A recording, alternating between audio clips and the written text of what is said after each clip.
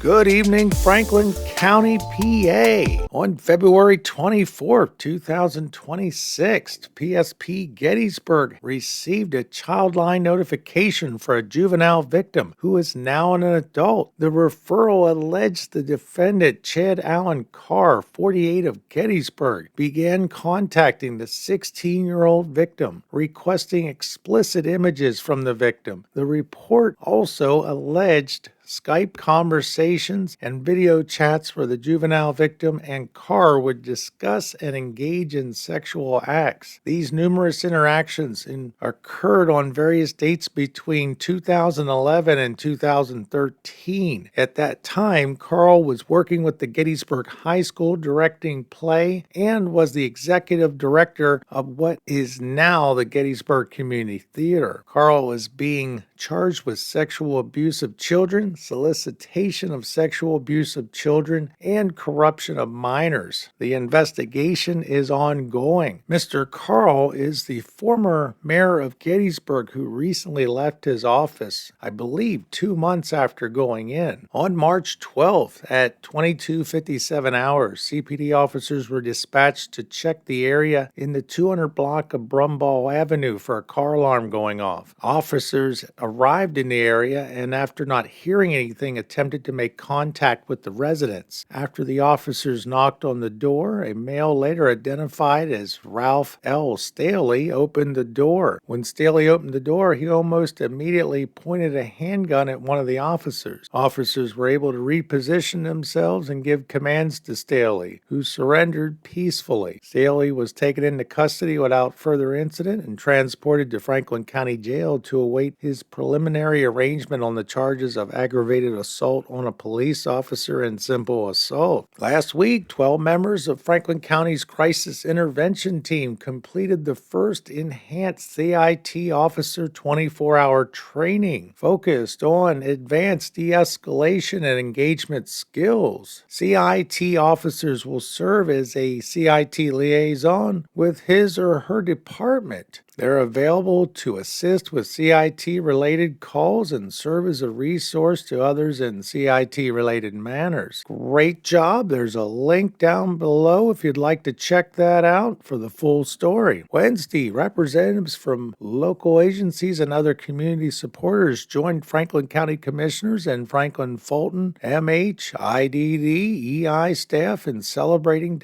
Developmental Disabilities Awareness Month. There's a link for that. I'll leave it down below. Chambersburg Water Utility reported a small leak on Garber Street off Lincoln Way West. Now, we often take for granted what comes out of our taps, but Chambersburg is facing a $250,000 question. Our fluoride equipment is at the end of its life. While some say we should spend the $250,000 to keep it going, others are asking, along with rising costs and supply issues, is it time to let it go? Local dentists say it's a health must-have, but council is looking hard at the bottom line. What do you think? Is $50,000 a year too much for fluoride, or is it an investment we can't afford to lose? Senator Doug Mastriano presented a citation recognizing Tim Ebersol for his dedicated service to Chambersburg Fire Department. Thank you, Mr. Ebersol, for your dedication to your job, and best of luck in retirement. Chambersburg Trojans in sports. Today's events: varsity softball versus Trinity. Ethan White, Christian Pong, Amir Tasker, and Alex Kazimar combined for 7th place in the 200 freestyle relay and 3rd in the 400 relay to help Chambersburg to a 4th place at the PIAA Class 3 swimming championships on Wednesday and Thursday. Congratulations. All right, and that's been the news for today, March 13th, 2026. I'm Frank. Have a great weekend, and we will see you again on Monday. Catch you later.